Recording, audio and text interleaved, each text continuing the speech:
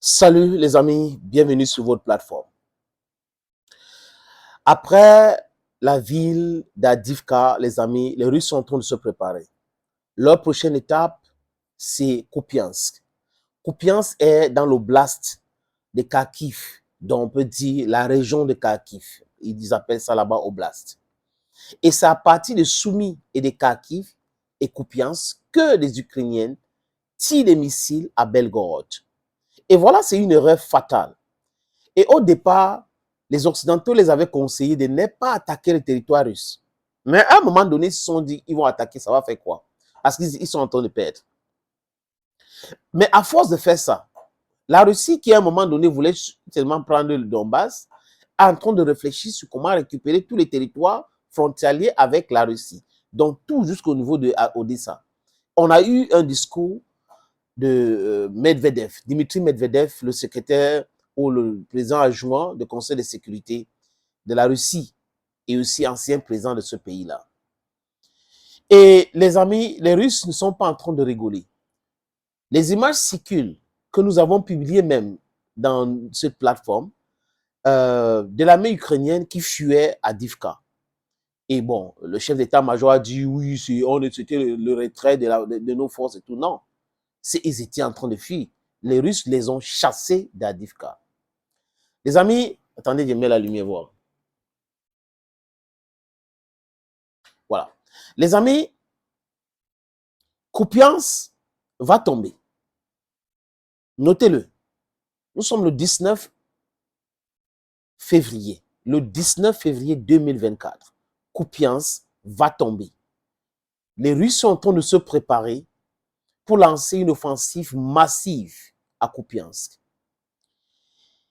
Et à l'heure où je vous parle, ils ont déjà amassé suffisamment des armes, suffisamment de drones, suffisamment de lance-roquettes, suffisamment de chars pour récupérer cette ville. Et ils ont bien compris aujourd'hui que, comme les Ukrainiens ne veulent pas abdiquer dans les villes quand ils arrivent, ils vont pratiquer la politique de la terre brûlée. Donc, ils vont détruire tout. Parce qu'ils ne vont pas rester là, les snipers et tout ça. Non. Ils bombardent les immeubles aujourd'hui. Et dans quelques heures, ça va déclencher les hostilités du côté de Kupiansk de façon massive. Et ça sera, les amis, le bombardement à outrance. Donc, 24 heures sur 24 jusqu'à la vie tombe. Et le but, c'est de faire tomber Kupiansk le mois prochain.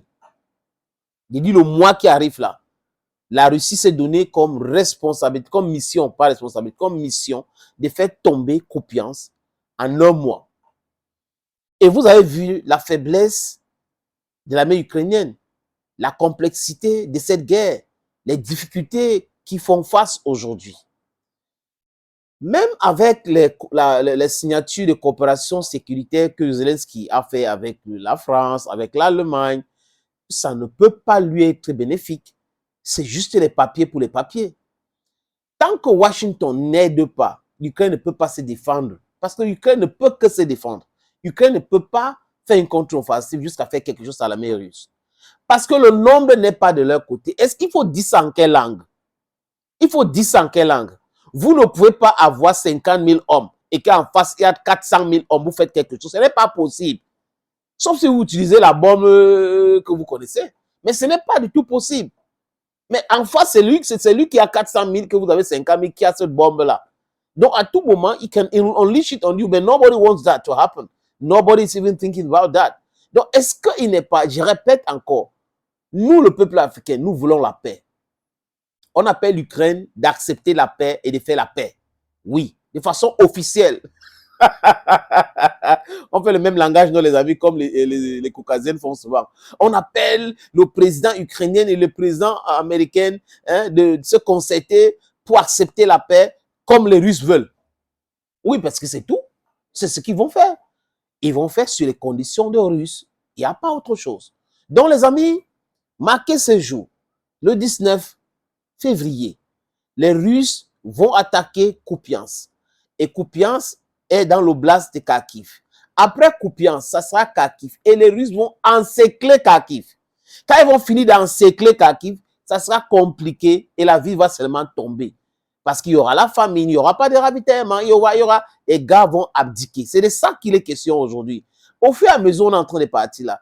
On est en train de partir quelque part où les gars là ne maîtrisent pas.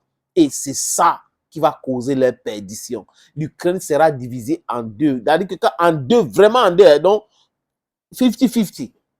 Si ce n'est pas Kiev qui tombe. Parce que ils sont en train de perdre le temps. Et leur crainte aussi, c'est de voir Donald Trump président. Parce que Donald Trump a dit, il va régler cette histoire. Il faut que ça s'arrête. People should stop dying. That's what Donald Trump said. That's what is important. People should stop dying. The most important thing is not like Russia should not win, Ukraine should not win. Russia is already winning. People should stop dying. Désolé, c'est pas moi, mais c'est les Ukrainiens qui ont voulu ce qui les arrive aujourd'hui. Pas les Ukrainiens, désolé les amis, mais l'élite corrompue ukrainienne, comme on la trouve ici au Cameroun et en Afrique. Vous avez des gens au Cameroun, par exemple, qui ne payent pas l'eau, qui ne payent pas l'électricité, qui ne payent rien, mais qui augmentent les prix tous les jours. Et quand vous voulez parler, on commence à vous menacer, on dit que vous n'aimez pas X, Y, et confondent les petites personnes au pays. Donc le patriotisme, c'est faire allégeance aux gens qui sont en train de détruire l'économie, détruire les vies des êtres humains. Voilà, c'est de ça que le peuple ukrainien souffre. Un jour, je ferai jour. Thank you, friends, and bye-bye.